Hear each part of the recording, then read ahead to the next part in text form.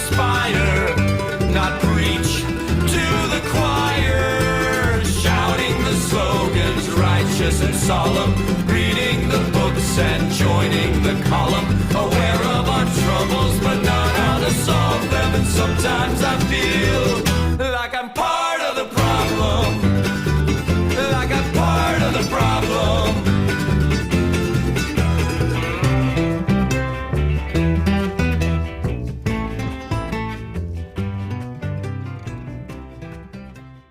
What's that? Want to start with Ukraine or US? I guess there was just a. I got to pull up the news. I heard something on the radio on the way. I'm just going to start off with shitty jokes. Let's just go old school. Right, sorry, I'm interrupting you. Hello. Hello. Today think about talking about Ukraine, right? As I find it's the center of the world, okay, in terms of geopolitics. Sure. And the fucking world is burning at the moment, and not least in the US. And so everything that's happening in the US has a real direct consequence on Ukraine. And the US is turning autocratic with every waking hour. And it is frightening. It's frightening, this shit that's going on. I keep doing videos on it, and it's just fucking crazy. It is. Anyway, sorry. No. Well, that's a weird way to kind of burying the lead, because you were over in Ukraine, right? Yeah, I've been over there twice. I went again in just end of January, beginning of February, and it's impressive place. Yeah, absolutely great. I'd love to go there more, actually, but I'm not the most mobile person these days. But there you go. Yeah. Well, so what was the mood there when you were there? So it's mood was all right. I mean, it is. I'd be interested to be there now, because I think there's a real sense of betrayal of the US, and that hadn't happened there because Biden's inauguration, Trump's inauguration happened. That was January the 20th, wasn't it? And that's just as we got there. And it was this weird period of working out what was going on, and they hadn't really started doing mental things like stopping aid, stopping intelligence sharing. That Oval Office press conference hadn't happened yet. Yeah, exactly. So I think there was this kind of upbeat feeling that actually things could be all right. There's a change now. Like, my opinion is, like, bring back Biden. Fucking, all of the criticisms that were leveled at the Biden administration, they were very clear. I mean, I'll talk about all this formally, but they were very clear, morally speaking, where their sympathies lay. And Trump has just gone full on Kremlin. It's fucking insane. Mm-hmm. And there you go. Well, everyone, welcome to the return of the Naked Diner. I'm Jack Paterka. With me, as always, is my co-host, Andy Hall. I thought we were in the Men with Beards podcast. I'm sorry. Maybe it's Men with Beards Club at the diner today. Okay. Yeah. I also have my cat 3.0. This is Suki. She is sleeping right now. She will probably be awake at some point. Yeah. So. I would like to be joining you with my normal mutton chops, but sometimes you just get lazy and mutton chops turn into full beard, and then there you go. So, I had the exact opposite. I used to always keep the goatee and not. Now I just gave up. we're nothing if not lazy. Men with beards who have given up. That's the new name of the podcast. And our guest this week, Jonathan MS Pearce, author at the Tippling Philosopher, writer of an incredible amount of books. Very learned, well-traveled, well-spoken guy. That's very kind. Yeah. It's been a long time since I've written books. I've been ensconced in this world of geopolitics now for 3 years, really. So I was writing at Only Sky with you guys, and then that went south.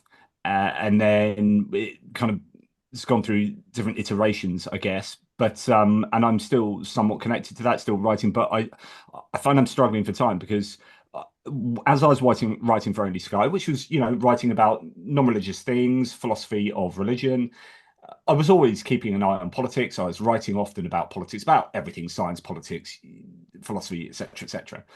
And the war in Ukraine came along in February 2022, and I found myself absolutely obsessed with it, and started writing about it and writing some pretty big feature articles. And then it started spilling over into I had the Atypical Philosopher YouTube channel, which I still have, but it's kind of gathering dust at the moment. I did a few videos on the war in Ukraine and found that loads of people started watching them. I was just totally spiked, way more than my normal philosophy. And that kind of helped feed my own obsession. And then it got all encompassing that I kind of quit the job I was doing, which was from home anyway. I've got multiple sclerosis. I gave up teaching that, then was sort of doing telephone work for the Office of National Statistics at home, and then gave that up and just went full into YouTubing. So I'm now a YouTuber, which delights my children, except I'm a bit too geeky for their kind of mates. But yeah, then got obsessed, and then now I'm doing sort of 4 or 5 videos a day, 7 days a week, 365 days a year. I don't even take Christmas Day off. So My goodness. it's I'm that obsessed. Yeah, so that's where we are. Yeah. So let me ask you, do you think that Putin purely wants Ukraine for the mineral rights and the ports and all that? Or do you think that he just like dated a girl when he was there that summer? He was working at a logging farm and like has like memories and just wants Crimea because of that? Goodness, right. How to unpack that question? So what is he doing in invading Ukraine? I think they all of the above, apart from the dating the girl. But That's apocryphal. well, yeah. Lots of people, you get these thinkers like John Mearsheimer and Jeffrey Sachs and the great thinker Donald Trump, blaming NATO expansionism and all this kind of like looking at the West and looking at the US, looking at the EU and saying it's their fault that Russia invaded, completely taking away the agency from Russia and completely taking away the agency as well from Ukraine. And I think it's a complete mischaracterization, a complete bastardization of what's happened. I think Putin broadly wants to be Peter the Great. He wants to be this imperialistic, we want to be an emperor, I guess. He wants the old band back together. He wants the old Right. Soviet Union back, I think. And then you're going to have added things like the port of Sevastopol in Crimea. So you've got Crimea, this peninsula in the Black Sea, sort of looks like an island. That has a deep sea warm water port, right? And that is super important because all of Russia's ports they either freeze over fully or just outside them freezes over, and they can't move their ships around easily. Right. And so they need access to, well, the Black Sea gives them access to the Mediterranean, which gives them access to the Atlantic. It gives them access to the Red Sea and therefore the Indian Ocean, etc., etc. So it doesn't freeze over, and it's a deep port, and it's a good port. So Crimea is control of that important. region also gives it, like, once you're in the Black Sea, that gives you a land route to the Middle East too, right? Exactly. Yeah. This is the crossroads of the world, right? Turkey I always see as a crossroads between North and South, East and West, Christianity, Islam, continents, etc., etc. And they control the Black Sea, and the Black Sea is, that's Sevastopol. So the reason that Russia got involved with Syria, as complex as Syria is, it's really quite simple in my eyes. The main reason is that it gave them a port called Tartus on the Mediterranean Sea, and that gave them access to the Mediterranean. That's why they were in that, and this pipeline that they've stopped happening through Syria, which would challenge Russian oil pipelines. But essentially, it's very simplistic, I think, as to why Russia was supporting Bashar al-Assad in Syria, and Crimea gave them that. So really, Putin wanted to expand his empire, have a buffer zone. He wanted access to the Black Sea and the larger region, as mentioned, and wanted Crimea. And also there are these rare earth minerals. And you could argue that he saw that his people as one. Ukrainian people are just part of Russia because some of them speak Russian, etc., etc. But then really believe that because he's killing half of them. So yeah, that's just post hoc rationalization, after the fact rationalization. And I think there are definitely rare earth minerals and whatnot that are going to be super useful for him. But really, I think he's an old school imperialistic leader who misjudged Ukraine. thinks it's essentially part of Russia. He's got this idea of a map of the world set in history. He's cherry picked one time where Ukraine is part of the USSR, part of Russia, part of this Russian Empire, and that's what he sees as essentially Russia, and so on and so forth. I could go on, but he just wants that back, and so he invaded. So, Jonathan, what do you say when people, and I'm sure you get this question, look, the Russians have been invaded by the Germans, the Swedes, the French, maybe even the Poles. Isn't it reasonable that they would want some buffer states to protect themselves? Um, no. You could do all sorts of analogies. Like I've been mugged a bunch of times, so now when people come up to me, I just punch them in the face so they don't mug me. Or do you know what I mean? You can come up with some contrived logical analogy that's no, it doesn't give you the right to invade another nation that's a sovereign democratic nation. I think one of the I forgot to mention this, one of the main reasons as well that he invaded Ukraine is that he's afraid of his own population looking over the fence and seeing that the grass really is greener. So Ukraine has got involved with capitalism and democracy in a way that Russia tried in 1991 after the dissolution of the USSR, and they failed, and they've turned into some oligarchy, dictatorial oligarchy, right? Where arguably Vladimir Putin is the richest man in the world because he helps himself to all the natural resources that were sort of privatized, given to these oligarchs, and then he's taking a cut out of it. So he's, as some people think, literally, the richest man in the world. You just don't know where all his money is, and he doesn't want his population looking over the fence and seeing that democracy has worked to some degree. It's not perfect, but it's way better than Russia. Corruption isn't perfect in Ukraine, as many people say, but it's way better than Russia. If you look at their democracy index, you look at their corruption index, transparency index, Ukraine feature far higher than Russia, and Russia's going in the wrong direction. Ukraine is pretty much going in the right direction, and they want to accede to the EU. They're looking westwards. They have all these ideals of what a nation should be, and he sees his population neighboring that and going, well, if they look over the fence, they see that this is what we could be, and they see themselves as close enough to Ukraine as thinking, well, why can't we have that? And so therefore, it's a kind of preemptive strike to stop his population being able to understand what might be achieved with a democracy.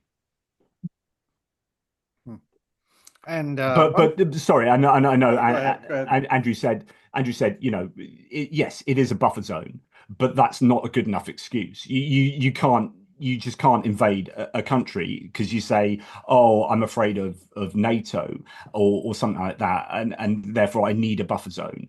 Because it's worth going to look at a sort of 5,000 word essay that Putin wrote in about 2020 that tells you exactly what he thinks, and it barely mentions NATO.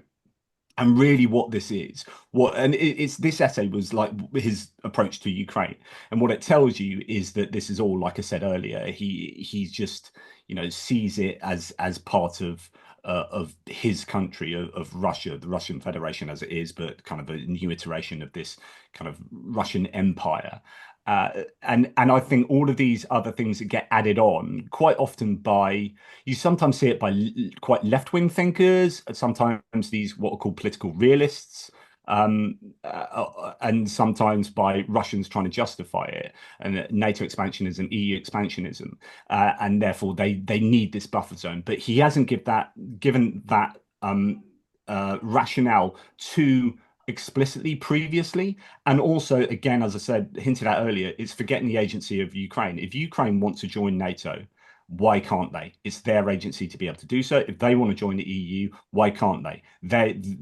So you can talk about, well, the US, McCain came in and Victoria Nuland and all this kind of conspiracy thinking that, there would have been people from the EU and people from the US involved in Ukraine in sort of the 2013, 2014 time period, just before Crimea was invaded.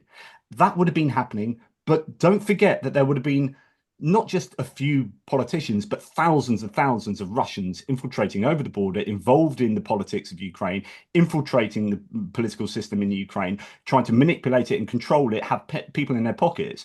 What the EU and the US were doing was nothing compared to what the Russians were doing. So the Ukrainians have their agencies say, well, which two of these two worlds do we want to be in? We want to be in the Western world. We want to be in the democratic world. They have every right to expect and demand that, and to be invaded by a nation to stop that from happening is despicable. So I think the thing that I am most interested in, I think the three of us could have a really good discussion about, since we spent so much time in religious news space, is how the and maybe you can talk on this because you were there and have some insight that I don't, and I'm certainly not getting here because I don't see any reporting on it, is the interplay of this conflict between Kirill and the Russian Orthodox Church and the Ukrainian Orthodox Church, which is part of the kind of body that is with Constantinople and all that in the Orthodox sects. Yeah, you've got a version of the Russian Orthodox Church in Ukraine, like a Ukrainian arm of the Russian Orthodox Church. And well, first of all, it's worth noting that Patriarch Kirill is a former KGB agent. So very famously, the Russian Orthodox Church has been infiltrated by the KGB. It was like a sort of a quasi arm of the KGB, I think, to some extent, previously. And he is a puppet of Putin. He is a former KGB agent, right? So that's worth noting. Then you had this situation where after the invasion in 2022, but obviously previously, because for those who don't know, 2014, you had a chap that was in charge of Ukraine, a promise to take Ukraine in the direction of the EU and do things to accede to the EU. Then he turned on sixpence, and they got all unhappy with that, and they then had these big protests, and he essentially ran away he got on a helicopter and flew to Moscow. Now, Yanukovych, so this was Russians will sell this, and people who sink Russian propaganda will sell that as a coup, and it wasn't a coup. It was I've been to the Maidan Square. I've spoken to people who were who were there. I've interviewed many people who were there. I went around Ukraine with a guy who was a medic, like seeing dead bodies come in for people that were sniped to death, that were shot by snipers. And so, these were it started off predominantly as young people, but this was a nation coming together because they understood where they wanted their country to go, and they stood up to a pro-Russian government to do that. And that pro-Russian leader did a runner, and then they basically through the democratic processes, picked it back up again. And it was then as a result of that, the Russians invaded Ukraine with what are called little green men. So this is perfidy. This is illegal. And the Geneva Convention, these are people that tore off their patches, so you couldn't tell who they were. And because a lot of people in the east of Ukraine speak Russian speakers being there in army uniforms were like, these are freedom fighters. This is a civil war. And it wasn't. It was Russians. And suddenly they had all these tanks and howitzers and et cetera, et cetera. You're like, how can a movement that literally has just started then have like all of this war kit? And then famously, it was like, well, it's amazing what you can get on eBay. Literally, that was what was one of the answers for that was. And so anyway, it's important to know the background. So you had the war really was starting in 2014 when Crimea was annexed. They just waltzed into Crimea. They basically took control of most of the navy, and then they took this area of the east called the Donbass. They took most or some of that. And so you had these areas that they've been in control of, and then there was a war from 2014 to 2022, and all 2022 was just a further invasion. It was just a new iteration, a new manifestation of this war, except they started, you hear this joke about it, the Russians called it a special military operation, and they still can't call it a war because they're seeing it as an SMO, special military operation, but it actually was originally. So what they wanted to do was invade in 2022, but they mainly had a lot of Rodzgvardia, which are these riot police, a lot of vehicles that had parade uniforms in. They had rations for 5 days. They captured a bunch of plans, the Ukrainians. So we know that it actually was a special military operation. They wanted to shoot down to Kyiv, the capital, change over the government, bring in a new, either assassinate Zelensky or let him run away, put in their own puppet government, switch that over. That would take 3 days, and then the next 2 weeks they'll be mopping everything up with riot police, and then they have a parade, There and then is there this you go. weird, like, when when the US went into Iraq, there was that "we will be greeted as liberators" thing, and it was very similar, like, messaging from It's Russia interesting. on that. That was exactly it, and so it was a special military operation until about day 2, and then they realized that, oh, they're not greeting us with open arms and bunches of flowers, which is literally what they're told their soldiers. So then you have this situation where you're like, hang on, if you told your soldiers you're going to be welcomed with open arms, either you were lying to your soldiers, knowing that they weren't going to welcome you, or you got it wrong. Like there isn't really any other option, right? And actually, since you gave them parade uniforms and told them this and gave them rationing for 5 days, you literally thought this was going to take 5 days. So it became a war within 2 days, 3 days. But the real question he's answering, and actually it's going to be interesting to see what historians make of this, but how did the Russian intelligence services get it so wrong? How could you build up a sort of army and invade a country thinking that you would genuinely be liberating it and they want you to come and kick out their government, and then straight away everyone hates you and is fighting you with everything they can muster? Like, how can you get it that wrong? I mean, that is bad. And yet they're supposed to, the FSB, what was the KGB, they're supposed to be this amazing intelligence outfit. Yeah, it's an amazing situation that they could get that so wrong. Yeah. But yeah, I think there's an interesting parallel there.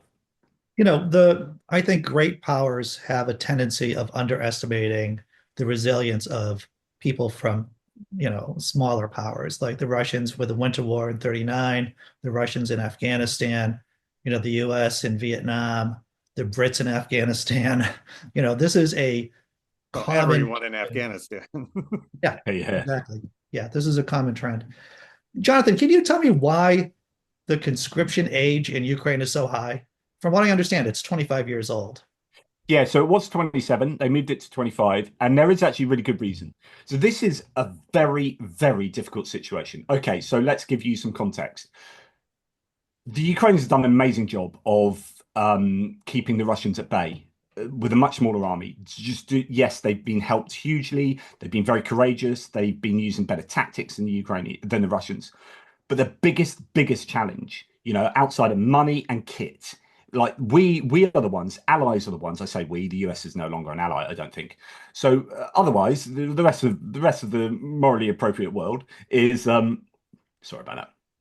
Is we can take care of money and weapons, but what we can't take care of is boots on the ground. We're not prepared to put boots on the ground in the fighting. So that is Ukrainians' job, if you like. The problem is, as soon as the war started, they had a mass exodus of people running away, not wanting, refugees wanting to escape the war. Those that really wanted to join the war, that were like really taken with pride and existential sort of terror, but also, really willing to commit to the war, went and joined up. And then as you go on in time, 3 years later, those people have died or are veterans or are injured or whatever. You need to just keep throwing people into a war.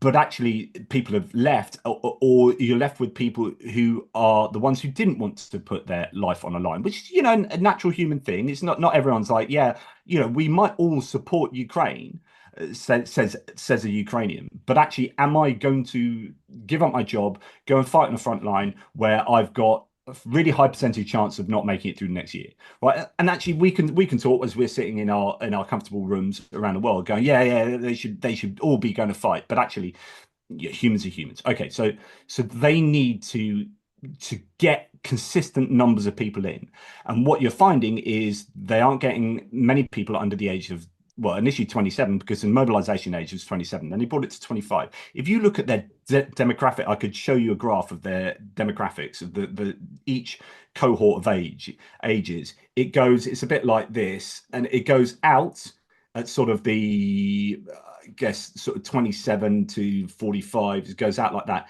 and it comes right in there, and it goes back out again, and it comes right in here. So if you go right to the bottom, I think Ukraine now has the lowest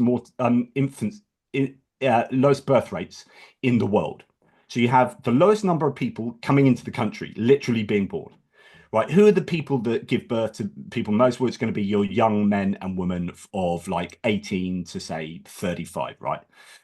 So you've got that issue. Then you've got this other massive black hole that exists where 18 to 27, basically. That age group, they have a demographic black hole. And the problem for Ukraine is like we can do a mass mobilization, which is what everyone is saying that we've needed. And I see both sides of the argument. So on the one hand, they definitely need to do a mass mobilization. But on the other hand, if you do that, you will get more people running away. You will get these people are the people that are going to have babies, and you desperately need babies. And these people are the ones who are also going through university or vocational training.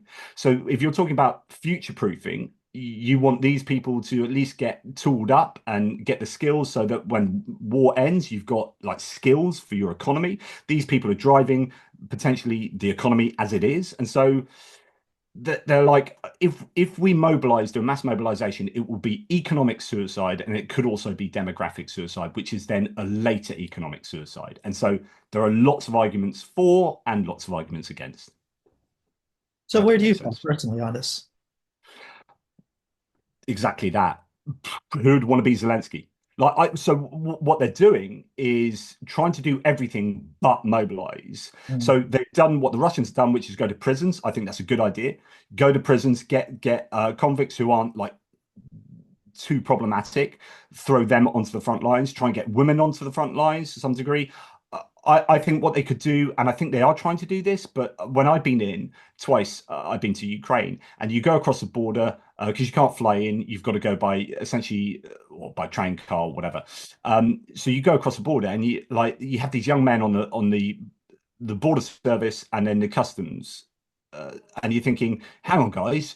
You're like fighting age. What are you doing? So they have a problem with all these other services like the police, border security, and customs, where they could actually that could be done by women or older people, and you guys could go onto front line. So there are things that they do recognise, but it's quite slow getting these things going. And 3 years into the war, but it is really difficult because if you do mobilize, it will be economic suicide. And there's a country that absolutely needs the economy to help bolster it's on a lifeline, and we're throwing them that economic lifeline. And when you're not getting planes in, you're not getting money coming in, literally, people can visit Ukraine. It's quite safe to visit Ukraine in the west, sorry. I've been there twice, once pretty close to the front lines, and that was pretty hairy. Second time, really relatively safe, and I would go there more often if I could fly there, and that's money coming into the country. But you can't fly because it's all kind of technically a war zone, the whole country, but it's a big country and it's a wide country.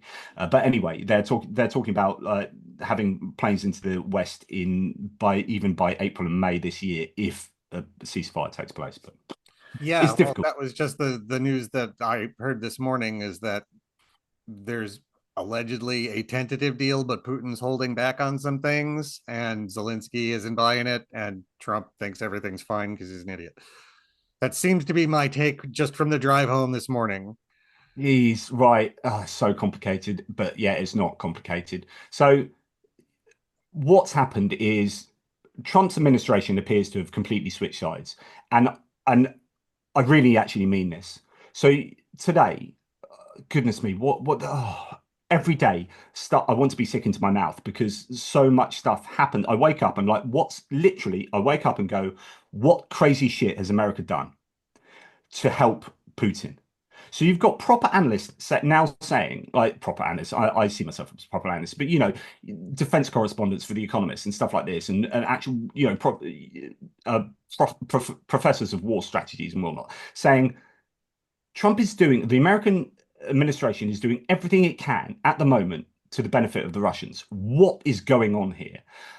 So you have the CIA being gutted, the FBI being gutted, the counterterrorism, counterintelligence being gutted. You've got the department that looks into foreign interference into US elections being disbanded. You've got the department that looks into taking frozen Russian assets from oligarchs being disbanded. You've got the person in charge of the FBI being connected to Russia. That's Kash Patel. You've got Don Bongino, who is pretty much the same kind of ilk. You've got the director of national intelligence, Tulsi Gabbard, being a Bashar al-Assad sympathizer and Russia sympathizer. Today, reposted something from Ian Mars Chong, who's a far right extremist ecosystem. This guy's sitting in a basement in Malaysia that Elon Musk loves and reposts.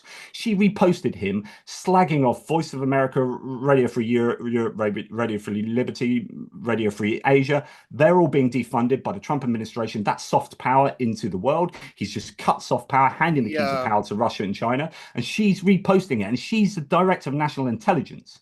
The funny thing, there was one bright, funny spot about the news that he was shuttering Voice of America, in that last week he had just given the token job of head of Voice of America to Carrie Lake, who was running for governor, the failed gubernatorial and senatorial candidate out here, as like, here's your job for fighting a good fight. And now it's just like, all right, so you just like gave her a title and then shut down the whole department, which is how Trump treats loyalists who don't win, right? Like, but it was like, because he said, I'll give you the job if you do all this for me. And then he gave her the job, and now the job doesn't exist anymore. But, well, he kept his end of the bargain, right? Well, like, that's how he deals.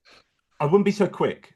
So the way I would understand this, and there's maybe a bit of speculation going on here, but the other thing that's just happened so you got Pete Hegseth came into the DOD, and he's supposedly been given, he's got to make 8% a year cuts for 5 years, which is 35 to 40% of the Department of Defense budget, although now they're saying no, they're going to increase the budget. But so I don't know who you believe, but China's increasing budget both in soft power and hard power, and so is Russia, right? And the US is doing the opposite. But one thing they did a couple of days ago is disband what's called the ONA. Now, the ONA inside the Department of Defense is this long-term strategizing unit that looks at where the US wants to go and puts like that. It's effectively, these are the guys that planned the winning of the Cold War, if you like, if you want to simplify this a lot. So they're doing long-term strategizing, and they're the only unit that do this. And he's disbanded them. Well, he's purged everyone, got them out, and said it will remain. But the fact is, if you're getting rid of everyone, but then sort of keeping an iteration of that, then it means that our present approach to Russia, i.e. Cold War or global geopolitical military strategizing, is wrong. And we don't want any of the people who thought the old way, and we want to get new people in, right? Then you understand that VOA, so the Voice of America, it hasn't been stopped. Like they're playing on VOA TV, this like real Trumpian, like over and over stuff at the moment. Propaganda. Yeah. So that what they've done is purged everyone who was reporting accurately on the Ukraine. And what I imagine is what they're going to do with the ONA, which is then restaff it with people who are going to be talking, like splurging US policies on culture wars and trans and this and that.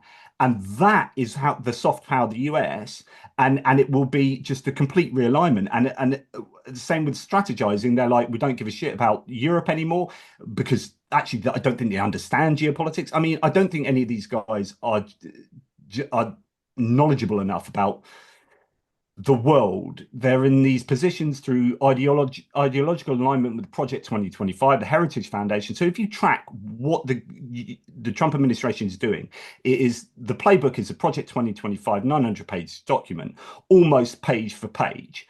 And then you understand that was written by the Heritage Foundation. Then you understand the Heritage Foundation gets some of its funding through Hungary's Budapest, through the Danube Institute and the Bethany Foundation.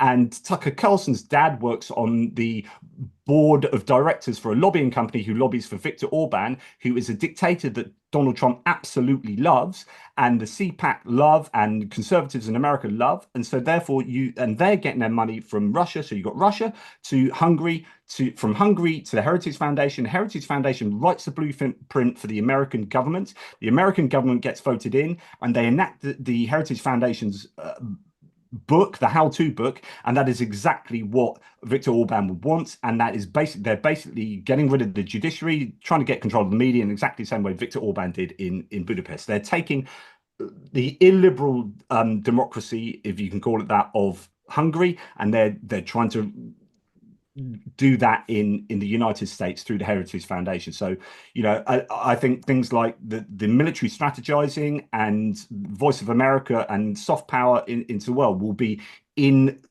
the confines, in the context of the Heritage Foundation's Project 2025.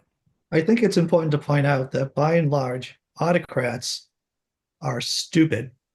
You look historically, whether it's Stalin purging the military staff just before their engagement with the Germans in World War II. And by the way, when the Germans did invade, Stalin did pull all those guys back from the Gulag, the ones who survived, to actually fight in the conflict. The only thing that autocrats are good at is grabbing power within their countries. I don't care if you're talking about the Bolsheviks in 1917. I don't care if you're talking about the German National Socialist Workers' Party in 1933. The only thing that they are good at is actually is grabbing power. They're bad at economics. They're bad at military strategy. History is just littered with those examples. It's a really good point. And I think my position on Trump, and I use Trump as a shorthand term for the Trump administration, because I think Trump is deeply ignorant. And I don't mean that in a kind of pejorative sense, although, yeah, I mean that in really technically ignorant. As in, the man doesn't read books. He famously hasn't read his own Art of the Deal, apparently. It was ghostwritten, and apparently he's not read it. But that's beside the point, really. But he doesn't look at intelligence briefings in the morning. We knew that from the first Trump administration. So here's a guy. So if you're in charge, if I was to be elected as president, I'd be like, right, I really need to I've got an economics qualification, but I really need to get a bit more knowledgeable about how macroeconomics works on an international scale. I really need to understand how NATO works. I really need to understand what the ramifications of BRICS are. Brazil, Russia, India, China, South Africa, this group of now 12 countries who are trying to vie for for supreme power around the world and maybe create an alternative to the dollar. I really need to understand how all this works, rather than, do you know what? I'm going to play as much golf as possible and then just shoot from the hip whenever I'm up on stage. And so with Trump, I think he is supremely ignorant of what he needs to know, and therefore is this empty vessel that the people around him can just fill. And this is what happened in the Trump one. I mean, the famous SNL skits with Steve Bannon as a Grim Reaper standing behind him in the Oval Office were absolutely on point. So you have these people around him. Now it's going to be Steve Miller. It's going to be Vought. It's going to be all of these people that are, I think, ideologically fairly evil, just getting exactly what they've had wet dreams over for the last however long of their lives, and taking the US into a new era of autocracy. And Trump is all for it because he gets power, he gets narcissism. And as Vlad Vexler, a political philosopher, was saying the other day, like, his narcissism also includes something called narcissistic submission, which is where he looks at other big leaders. So he loves the adulation, but big leaders, he sometimes almost submits to them, saying they're great, they're the greatest, because then he receives adulation back from them. And so there's a really interesting dynamic there. But yeah, essentially, he is a pawn in a much larger game. Jonathan, what do you say to people, mostly here in the States, that say, look, we've been holding the bag for the Europeans for too long. They haven't been funding the militaries properly. We've asked them nicely to go up to NATO standards in terms of their investment. The US, I was reading I think it was in the Wall Street Journal or in The Economist, the US spends 12 times the amount in military research and development than Europe. This is what they had coming, basically. Yeah, this is a really common point, and it's pretty complex. On the one hand, I'd say to some degree, yeah, as in European nations, particularly some of them, Portugal, Spain, etc., etc. It turns out the further away you are from Moscow, the less you spend on defense. Literally, there's a really interesting correlation. Financial Times did a piece on that.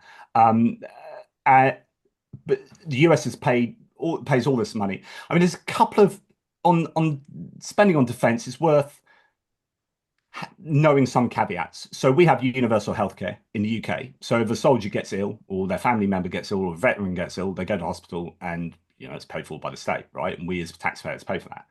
In the US, that becomes part of the military expenditure for I believe for veterans. I may be wrong, but I believe for veterans and service personnel Yeah, and it's their the VA. families.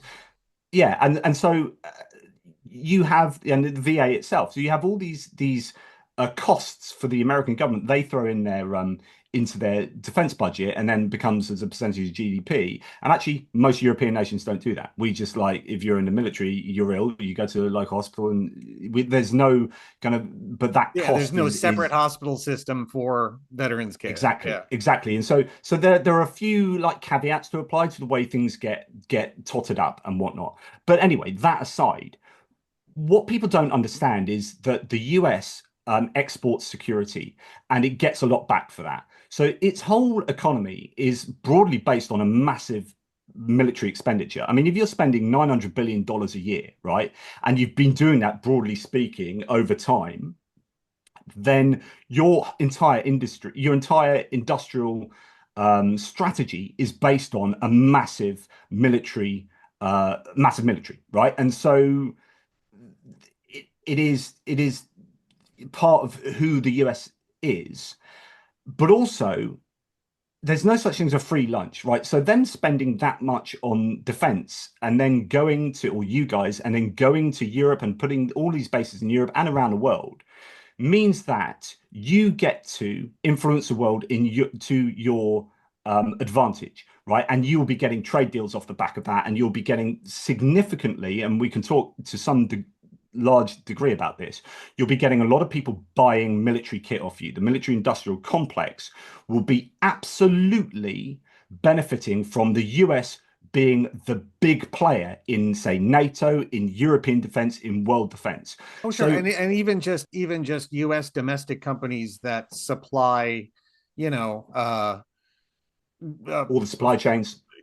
yeah, all the supply chains that feed into getting American goods to servicemen who are stationed overseas. Those stores are open to civilian workers in those countries that can, like those products are now in that country that can be sold there, and it becomes Uh, this spread of, and even I assume that there's some private stationed in Germany who like will buy a TV on base for cheap and then sell it to somebody for a couple extra, but like that kind of thing goes on, there is and all just of that is putting American products out into the world. 100%. There's all of these different, you know, so the US get to decide what NATO does. The US get to decide what European defenses do and buy to some degree, and how the world reacts to Russia and Ukraine. And you've got to remember that it was kind of the US's war with Russia, with the Soviet Union in the Cold War, right? So they decided to have bases there. They decided to have armies in Europe. They said to Europe, you guys worry about reconstructing, right, and building up your welfare system. So we're going back to the end of World War II. Like Europe got physically damaged by World War II. The US did not get physically damaged, right? So they didn't have to repair their own country. So Right. they come to Europe and say, we're having an ideological war with the Soviet Union. We'll worry about the defense stuff. You guys worry about rebuilding, and we'll take on your defense, the job of doing your defense. But as the payback for that is we've got an alliance, we're all working together, we'll use your intelligence, we'll do this, we'll do that, but we get the benefit of capitalism and Right. winning And the then ideological and war. then right. And then like Ukraine wasn't part of the whole NATO thing, but there was also the agreement to get Ukraine to give up their nukes, where we said we'll protect you if Russia keeps being an asshole. And now we're Yeah, kind of, the Brit squelching on yeah. the deal, which makes us look horrible to every other country. So the Budapest Memorandum, although it does get mischaracterized a little bit. So Article 4 of the Budapest Memorandum says we will give you nuclear assistance if you're nuclear attacked. And some people then, I used to think this till about 3 weeks ago, and then I actually read the Budapest Memorandum. It's actually it's not a promise of complete security. It's not an assurance, but it's only in terms of nuclear. But nonetheless, we did take your nukes and the understanding of but essentially, like, if the US then says, so this is where we're at the moment, which is the US says you guys haven't paid enough as for your defense as a percentage of GDP. So we're now going to make you stand up on your own 2 feet, and we'll do it. So at the moment, the US is this kind of mix of isolationism. We're going to step back. We don't want to spend money out there. This is what I think the US is doing before I go on to the bit about pushing the Europe away. This is really important to understand. So I think the US is going into this form of isolationism and expansionism. So the expansionism bit is places like Canada, Greenland, Panama, which allow the US to be self-sufficient. So Canada has all the natural resources, Greenland has all the natural resources, rare earth minerals, and the geography of where it is, protection. Panama Canal gets you access to both oceans, etc., etc. So this is like, we don't want to trade with the world. We used to get, we used to get value from trading, and we used to get influence through trading, but that's no longer the American way. It's now we're more interested in becoming self-sufficient and isolating, and we're going back to old school imperialism and taking these countries. He may joke about it, but actually, it genuinely appears to be the case. Anyway, if you push the Europe away and say you are not spending enough on your defense, you need to stand on your own 2 feet, then Europe go away, as the EU have done, and they've rewritten their defense strategy, and they're now going to spend at least 60% of their defense procurement will come from inside the EU, which is like, you want to push us away. We will stand stand on our own 2 feet. But the more independent we become, the more independent of your kit we become. And so therefore, we then in Europe, and this is happening right now as the US has really pissed everyone off. You're seeing F-35 orders being cancelled. You're now talking people in Europe saying we cannot have any components that are built in the US for any of our kit, because that then becomes really problematic. Because so it's actually more important that you can give your kit to someone else. So what you have are these ITAR rules. These rules are like, if this kit has loads of components from this country, we have to ask the permission of this country if we want to give that kit to another country, right? So you want to give kit to Ukraine, but the US can say, no, you can't give that. Like Switzerland have done this, right? They said, because we're a neutral country, you can't give these bits of kit to Ukraine, even though we actually want you to, but it's written into blah, blah, blah. It's more important you're able to give your kit to someone that you want than you use it yourself. Like, I would rather a British tank is given to Ukraine than a British tank crew goes to Ukraine and fights for Ukraine, right? Do you know what I mean? So it's more important that I can give my kit to someone else than I use it myself. So actually giving your kit away without needing permission off of anyone else is actually super important. French have been very clever for a very long time. The French have always maintained complete military independence from the US. Now, Charles de Gaulle... Say that again, Jonathan, because this is important and a lot of people don't understand this. I mean, in what ways are France... Because I had a question about France too, but I'm going to get to that in a little bit. In what ways are the French military independent of the US as against to the British? So all of their kit is made... So France are now the second biggest military exporter, right? So they are a mass. People don't realize this, but they're a massive military manufacturer. It used to be the Russians were the second biggest, but now they've tanked. So, pun intended.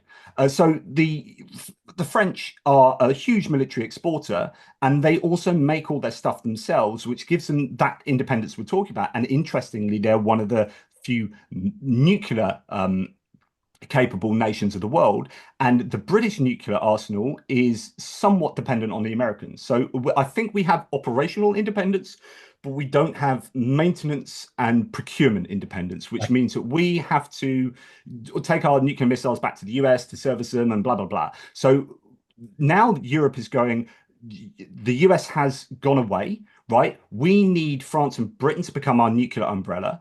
And we also don't want to buy our stuff from the US anymore because they can have kill switches, or they can determine, or they can, like intelligence sharing, they can turn that off. So now we're thinking, right, we need alternatives to Starlink. We need alternatives to jets. We need like all the Europe is now going, right, screw the US. Like this is really happening. It's meaningfully happening at the moment. Now, the problem is for the US is that when you have these isolationists that go, screw you guys, you're not paying enough on your defense. You need to go and pay more on your defense. And if the rest of the world goes, okay, or Europe goes, okay, we'll pay more on our defense, but it's got to be part of our industrial strategy, just not from a national security point of view, although there is that too. We want our stuff built here so we can control what happens with it.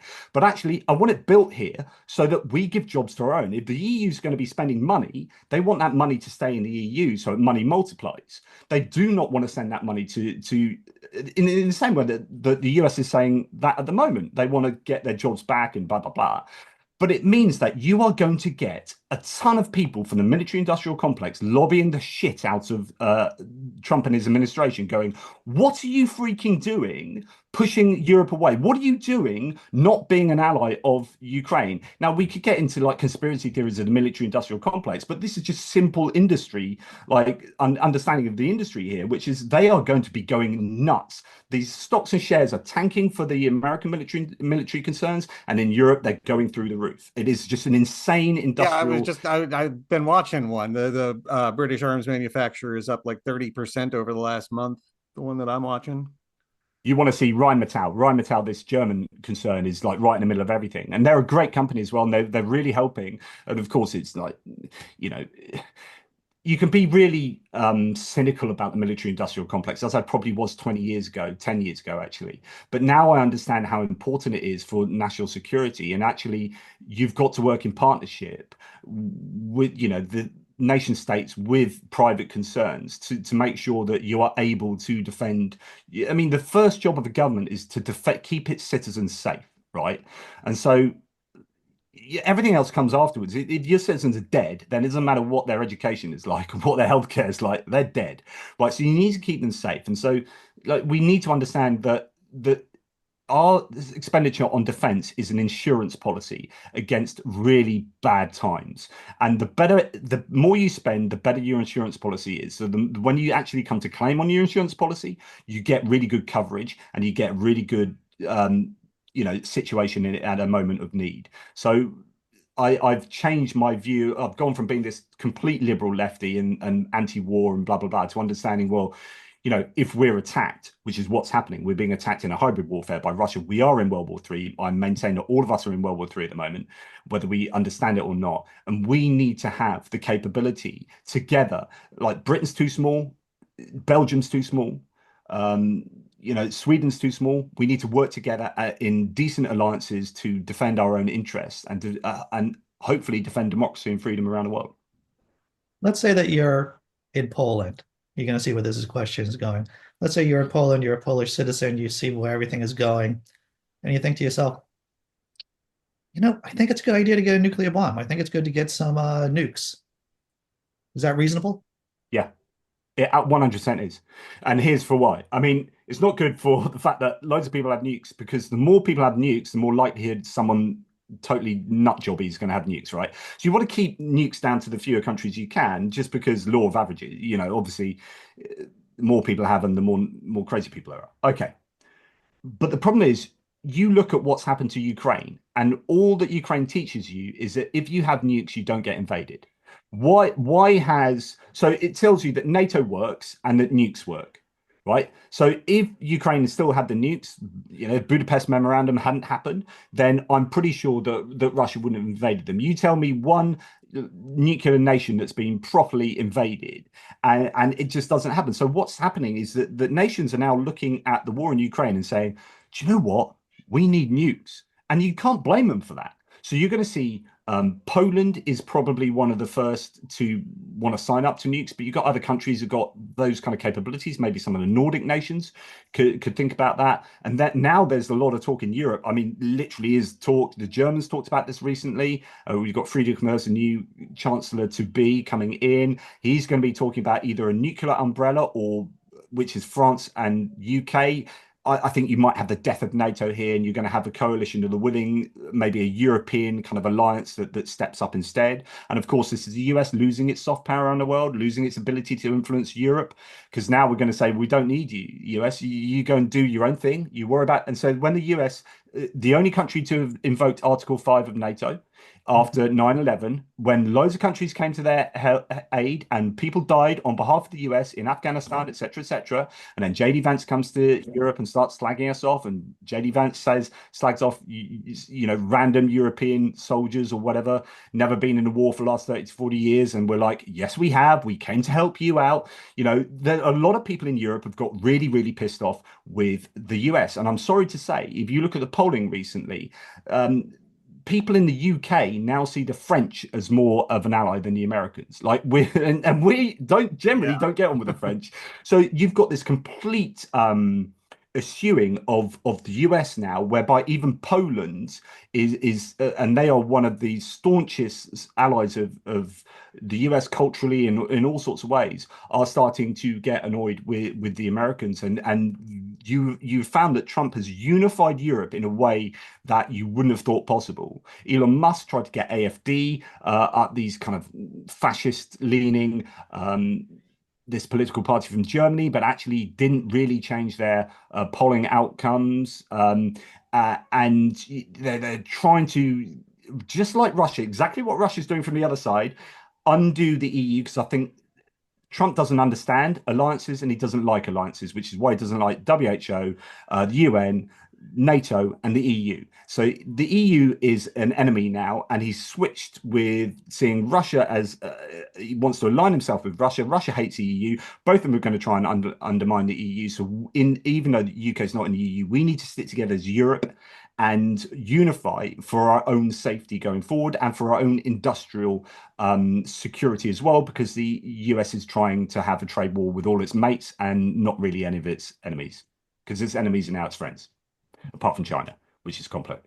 Facebook is complicated. So one of the things that's going on over here is Trump put this guy, Jonathan, I don't remember his first name. Carr is the guy who he put in charge of the FCC, which is making things very difficult on our media.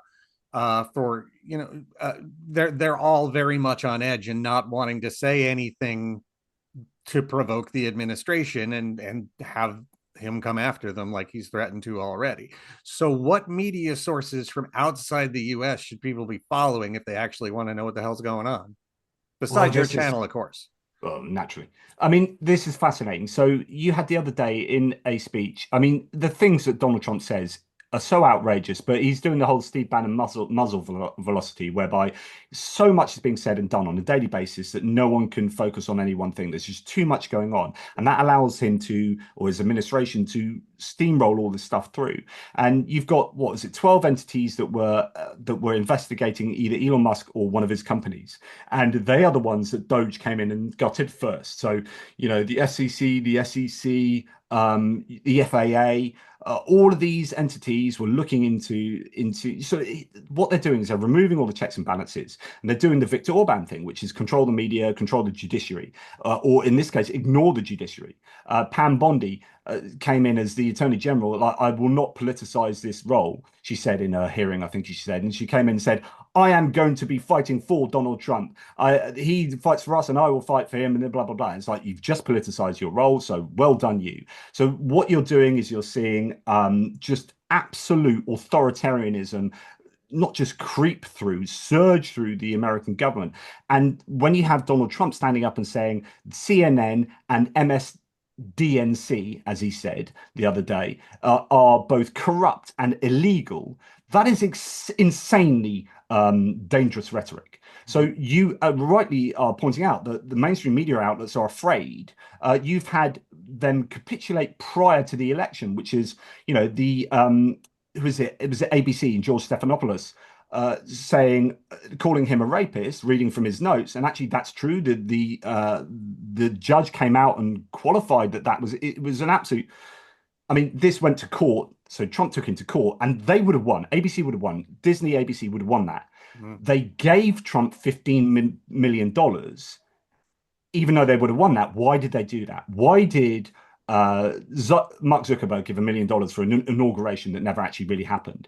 And Jeff Bezos, why did he pay $40 million for the rights for a Melania Trump documentary, right? These are all ways of giving money. Why is crypto? Why are they doing all these crypto scams? So people can give money to Trump without it being known about. This is all a way of just having daylight corruption, but this is autocracy 101. Is controlling the media as well. So Jeff Bezos, Washington Post, telling his opinion writers they have to do X, Y, and Z. You've got to talk about personal liberties, he said, infringing their personal liberties to write about what they want. And so, democracy dies in the darkness. Yeah, and it's getting pretty freaking dark. And so yeah, you have a media landscape in the US which is already largely favoring the right, and even more so. So it's got to come down to, I think mainstream media is still super important. You've got to have reporters going out and doing the work. You've got to have people being investigative journalists. It's really important that we don't diss mainstream media too much, right? They play a massively important role. But there are these other online places, particularly in the US, which are just much more aligned to the right at the moment, and political adjacent places like Joe Rogan and all these other people. There is a media landscape that massively favors the right. That needs to change. And if you're going abroad, I mean, luckily, most of our mainstream media in the UK is still just about all right. BBC, I favor, things like The Guardian, but Sky News. But we are in the UK, we've got an infiltration of startup kind of quasi Fox News outlets like GB News and Talk TV. So it is all creeping towards a problematic place where disinformation is allowed to go rife. And when you have Elon Musk in charge of Twitter, the biggest megaphone in the world, and he's now allowing Russian bots and trolls to go absolutely nuts, these are worrying times. Well, I don't mean to speak for Andy, but I know we've had this kind of conversation before. And when things are tense and fractious, it's often good to lean into satire. So I'm hoping for a very, very fulfilling season of Spitting Image whenever they put out a new one. Well, the problem there, Jack, and so someone was saying this the other day, that actually it's really difficult to do satire now. Like literally, I can't remember who was saying this, but it's saying that we're struggling to do satire now because everything that's actually coming out the White House is what we would have previously been doing as satire, and it's now reality.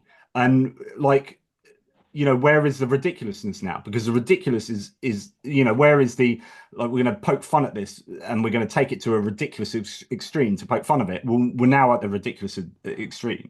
So Right. How do we do satire? I don't know. Well, I suppose we should look at what kind of satire they were doing against Germany in the 30s. And then getting locked up. Shot. So, Jonathan, is it reasonable to have universal? I want to get back to Europe again. Is it reasonable to have universal mandatory conscription in the EU? Yeah, it's reasonable. Is it practical? I mean, the problem is we live in a society now. I just think of my two 14-year-old twins and like you can't stop playing PlayStation. You're thinking, geez, they could do with conscription actually. I mean, But when you think conscription, like there's it as long as it's some sort, it doesn't have to be military service. If it's some kind of national It service, does have right? to Like, be military. I mean, I gotta tell you, it's got to be military. It's got to be you're in there for 2 years. You build up reserves that way. So if the Russians do decide to steamroll you with their military, with their artillery and their guys, then you have a suitable yeah, amount of reserves to pull yeah. up at a moment's notice. Yeah, and this goes back to the who's spending the most on defense as a percentage of GDP, and it's those nations that are close to Moscow. So when you look at conscription, you see that Poland's now doing stuff. You look at the Baltic nations; they're now doing stuff. You look at Germany; I think they've upped it. You look at Denmark is now taking it on more women to do. They're thinking about like expanding the base and so on and so forth. So yeah, nations are doing it, and if it's not full conscription, then it's pushing the boundaries of what they already do, or do you know what I mean? There are nations that are very seriously considering this. In the UK, it would be met with such a pushback. The last government, the Tory government, talked about this, but the thing is, they rushed it. They were just like, just before the elections, they're like, yeah, we're going to have national service, and everyone's like, oh no. But I think the general idea of it, if you do it sensibly, I think we've got to consider it. I'm worried as much though about disinformation warfare, and this is why I think so. The VOA, we talked earlier about the VOA, RFE, and RL, Radio Free Europe, Radio Liberty. These are the kind of cornerstones of how the US fought against communism in the Cold War, right? And actually, the EU and this Jan Lipavsky, the foreign minister for Czechia, has just come out and said we need to take on those buildings and maybe those workers and actually have them as an EU voice of the EU, basically. And I'd absolutely say, yeah, we need to be thinking about how we combat disinformation. It needs to be one of the most important things that nations are doing right now. We are in what I call an epistemic crisis.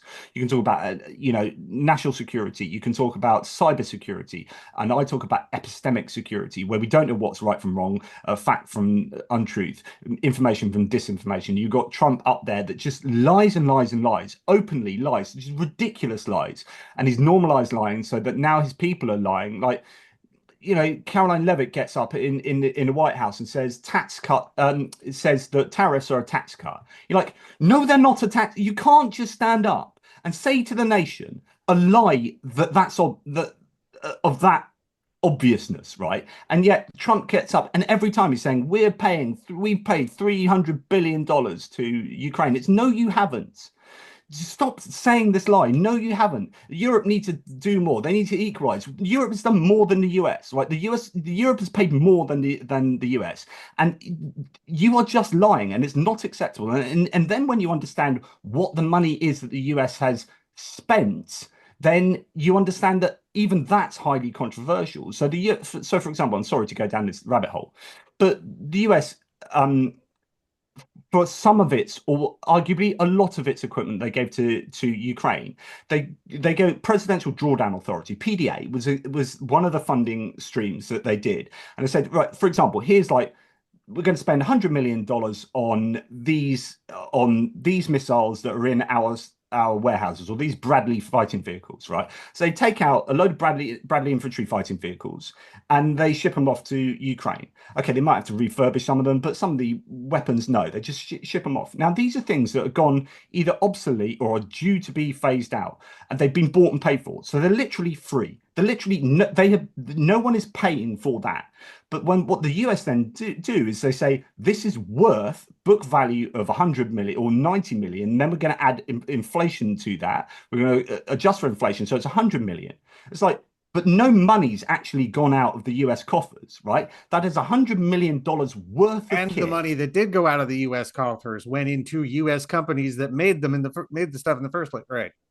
And if they are replacing, so some of this stuff they didn't replace. It's like, we're going to make these old ATACMS missiles we're going to have to get rid of anyway, and it costs money to actually decommission them. So we're not doing that. We're just sending them off to Ukraine. Now, if they are replacing them, it's not always a one-for-one replacement. It might be like, well, we used to use 20 of these, but now we only foresee needing like one of these. But anyway, when you do get that stuff in, it's also better than the old stuff. The old stuff is like 30 years old, and you're getting a new, like, shiny bit of kit that's much more capable.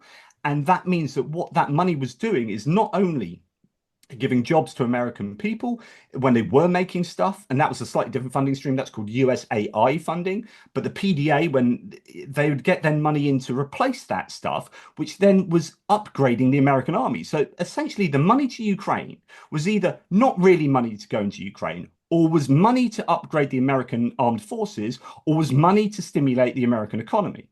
Now, if you explain that to the American public, and then say, and by the way, when we adjust it all, it's actually only a third of what you thought was spent on military equipment was actually spent, then the American public have a much better idea of what's been going on and see the benefits of that. And also, if someone was to stand there and actually explain to the American public why supporting Ukraine is important, then that would also be really useful. But Biden didn't do that well enough. I only see one flaw in your strategy, Jonathan, and that's math.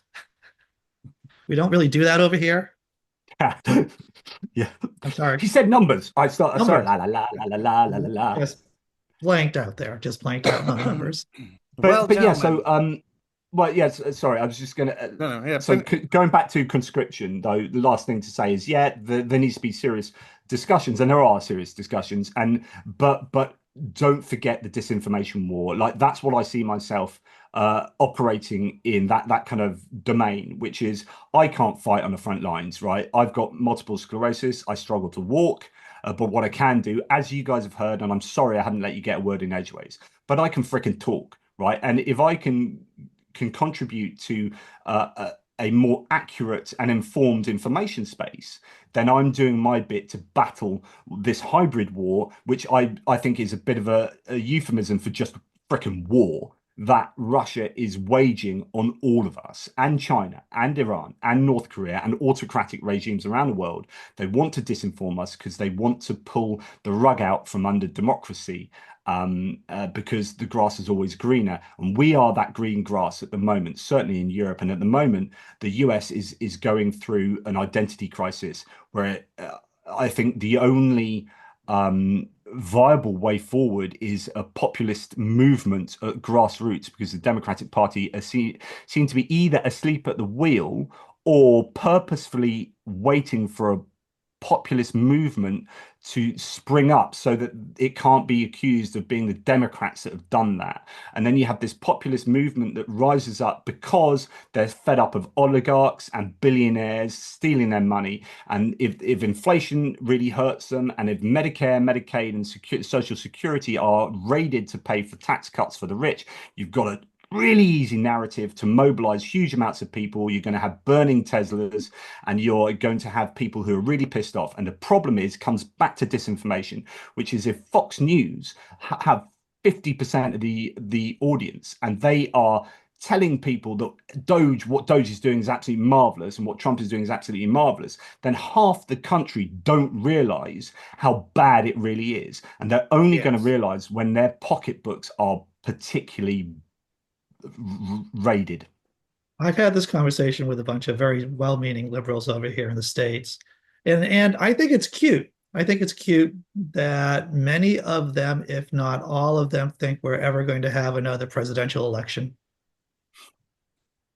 This is so the fact that you're having these conversations seriously, like the fact that this is a conversation is itself very scary. And there are lots of conversations that I've been party to that it's just like, I can't believe we're even thinking about this. Talking about all sorts of different things that are going on. The absolute gutting of the American political institutions, mechanisms, ideals, the guardrails, the checks and balances is so in your face and obvious that, I mean, this is kind of what Putin did. Someone was saying there's a real similarity with how Putin took apart everything and did it really openly. And you've got this happening in America, that it's so open and obvious that people almost don't see it. And then again, if you're listening to Fox News, then you certainly don't see it. And it's deeply, deeply worrying.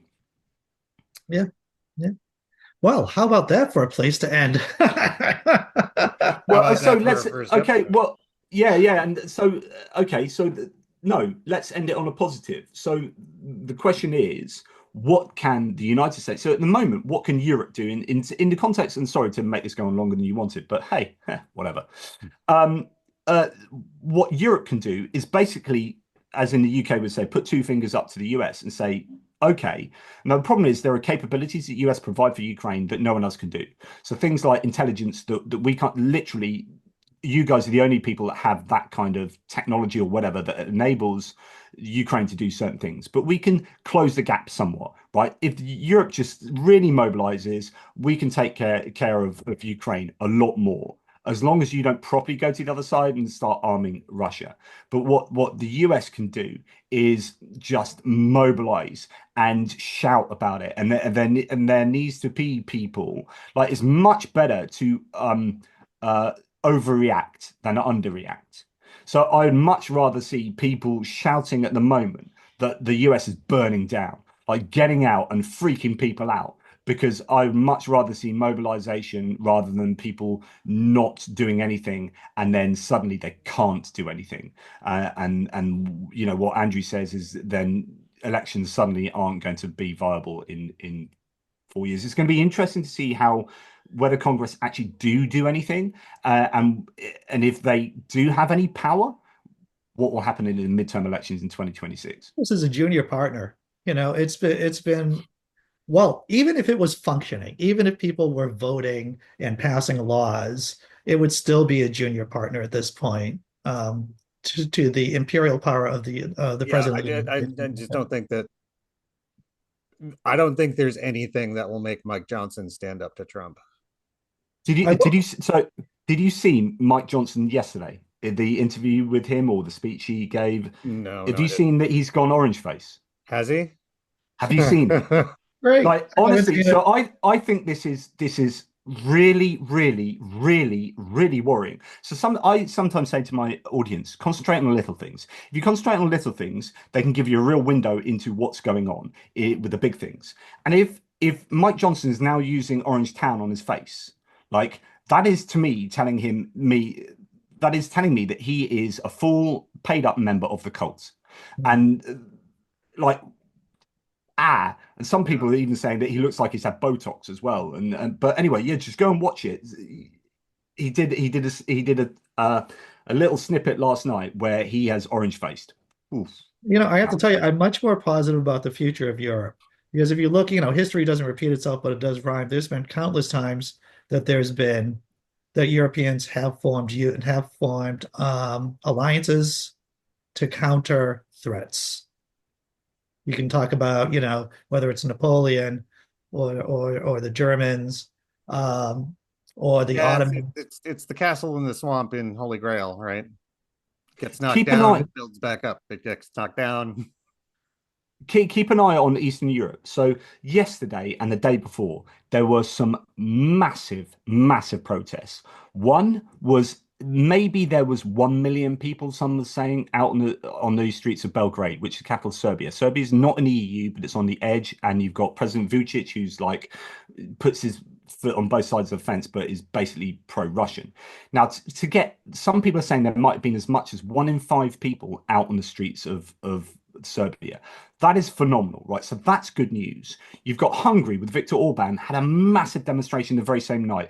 Peter Magyar, who is the opposition leader, used to be in the Fidesz party, married to someone who then he released an audio tape of his wife and someone else, and Orban, involved in a conversation that showed corruption. So his party is now polling above Fidesz, above Viktor Orban. So if the EU can keep hold of Hungary until 2026 elections and make sure that he doesn't rig the elections with some big sensible oversight, then you've got some hope for Hungary. You've had people in Slovakia out in the streets. So the worry again is disinformation. So when you are on Twitter or other information spaces, TikTok, so Romania, watch Romania. So TikTok has been mobilized by Russian influence operations to get far right, weirdo ultra nationalists a lot of traction in Romania, and that's the one that's a presidential election to now watch is Romania. But there is hope where there are people rising up. This goes back to the United States. When people like understand the threat and can rise up together, then there is hope. And Europe for me, like. People think I'm like way too pro EU or whatever, but I at the moment I look around the world and think, where is the beacon of democracy? Like literally, like where is the one place on earth where you think that's democracy that's functioning well, or if it's not functioning perfectly, it has mechanisms to try and improve its functioning, try and improve its transparency, try and improve the moral oversight. And the only place that has that is the EU. The hoops you've got to jump through, democratically speaking, if you're Ukraine, they've had to sort out their corruption. They're doing so much stuff to try and get into the EU. That is all really positive. I mean, the problem is when you're in and you backslide, what happens? Hungary. So that's an interesting thing. But there's nowhere else on earth that has things in place that try and improve your corruption issues and improve your democratic institutions and processes than the EU. There's no better place. So when Ukraine was looking to the West for its beacon of ideals, you could argue it might be looking to the US. I don't think it can anymore. It's looking really to the EU, and that is the only place on earth. You could argue maybe Australia, New Zealand, Japan, a few other places. but as far as what the entity of the EU, I think, represents now, I think that is the hope for democracy in the world. And it sounds really kind of idealistic and pro EU, but you prove me wrong. Show me any other place that kind of does that. Yeah. Well, Jonathan. Oh, what were you going to say, Jack? no, go ahead. I don't think we're know both if trying to wrap, right? I don't know if you have mentioned the name of your channel. What is the name of your YouTube channel, sir? Right there, right there. ATP, so ATP, Atypical Philosopher, as my other channel is, but this is ATP Geopolitics, and come and join the fun there. I've got about 51,000 subscribers these days, so amazingly, there are some people that actually like listening to me bang on in that rat-a-tat way that I've just been doing with you, barely allowing you to get a word in there. So I'm really sorry about that. Conversationally, that's poor, but I'm so not excited. I'm almost manic at the moment with the everything that's going on that I just need to It get it just out keeps as a form coming, of yeah. catharsis. No, Yeah, and I it just understand. keeps coming because I'm going off on again, but geopolitics is the spider web of everything being interconnected. And you can't talk about one thing without talking about another. You can't talk about Ukraine without talking about hydrocarbons and oil and gas, and then China, and then OPEC, OPEC plus, and then Russia, and then, you know, national security, and then trade routes, and then this, and then Sahel region in Africa where the Russians are. And before you know it, you need to know about everything that's going on in the world. Yeah, Yep. totally. ATP Geopolitics. Go check it out, folks. Fun. All right, everyone. Thank you for coming back to the diner. We're going to try and do this every other week for now, and we're going to keep it rolling. Also, shout out. Thank you to the Haymarket Squares for giving us our new music for the show. Really want to let them know. Go check them out. Great band out here in Arizona. Well, thank you, John. It's been good talking to you. I mean, it's stressful times, but it is always a pleasure to talk to you. I almost you said Arizona, and then my brain was like, quickly talk massively about Senator Mark Kelly and his interactions with Elon Musk. But that's a conversation for another day. We'll have to put a pin in that because I do have some other things to get to. Yeah, no, I know. I was only joking. But I do have thoughts on that. I've sent letters to Mr. Kelly, and we can have a discussion about that some other time. Well, it's been a pleasure, and it's good. I didn't realize this was a resurrection of you guys, so it's good to see that happening. Thank you. Thanks again. Take care. Bye, everybody. So let's stop depending on some